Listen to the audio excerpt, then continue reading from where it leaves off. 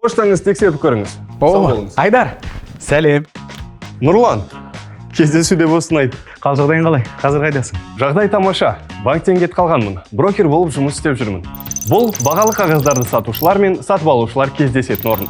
Ол корпорацияларға, үлкен бизнеске арналған емес пе? Міне, бәрі солай ойлайды. Бірақ мен жеке тұлғалардың операцияларымен айналысатын брокермін. Білесің бе, банктегі пайыз мөлшері көңілінен шықпайды. Сондықтан жинаған азын-аулақ ақшамды салуға жаңа мүмкіндіктер қарастырып жүрмін. Биржадан бағалы қағаздарды сатып алсаң болады. Ол қалай жұмыс істейді? Қара, биржада 3 негізге қатысушы бар. Өз бағалы қағаздарын сататын компаниялар, сен сияқты сатып алушылар, сондай-ақ брокерлер. Олар өз клиенттері үшін бағалы қағаздарды сатып алу және сату бойынша бұйрықтарды орындайды. Ал сен не істейсің? Мысалы, сен қандайды бір компанияның акциясын сатып алсаң, сол компанияның ортақ иеленушісіне айналасың да, егер компанияның жұмысы сәтті жүріп тұрса, жыл соңына кірістің бір бөлігі дивиденд ала аласың. Дегенмен, кез келген уақытта инвестицияңды жоғалтып алу қаупі бар екенін естен шығармауың керек.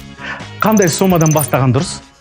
Бастысы шамаңа қарап, тәуекел ете алатындай сомадан бастау керек. Яғни, одан айырылып қалған күннің өзінде ол қаржылық жағдайыңа теріс әсер етпеуі тиіс. Кейін брокер таңдап, біртіндеп қаржылық сауаттылығыңды жетілдіре түсесің. Ақша есепті жақсы көреді.